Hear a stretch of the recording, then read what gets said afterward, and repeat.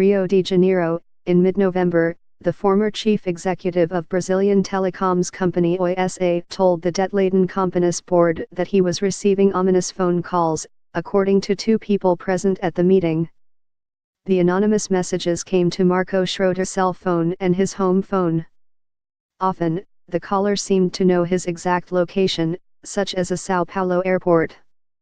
At least once, according to a person close to the executive, the calls threatened severe physical harm. Confidants of Schroeder believed the calls were coming from people associated with Société Mondiale, a fund owned by distressed debt tycoon Nelson Tanure that controlled the company's board but had fallen out with its management over how to best maneuver the company out of bankruptcy protection. A Société Mondiale representative called any connection between Tanure and such calls unreasonable and irresponsible. Schroeder declined to comment. Société Mondiale has declined multiple requests to make Tanure available for interviews regarding Oi.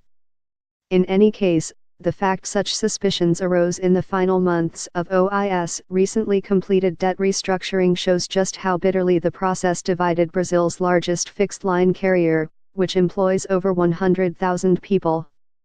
This account of the backdrop to the restructuring was pieced together based on interviews with over a dozen bondholders, lawyers, and executives.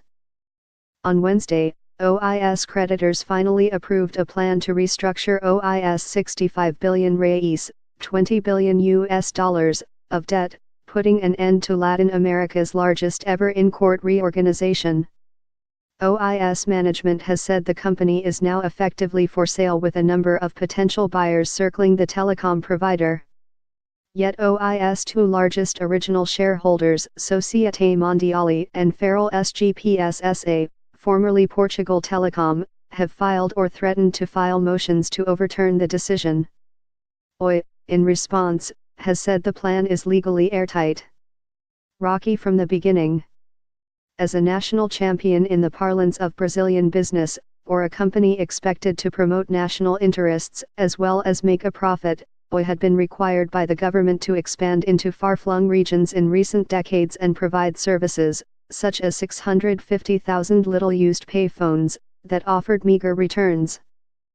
By the time the company collapsed under its massive debt load and filed for bankruptcy in June 2016, a global who's who of distressed debt investors had bought in and frictions between shareholders and bondholders were coming into sharp relief. Among the latter were veterans of sovereign debt fights Aurelius Capital Management and GoldenTree Asset Management. Among the former was TANA's Société Mondiale, which had scooped up a chunk of the company's shares and struck alliances giving him majority control of OI's board.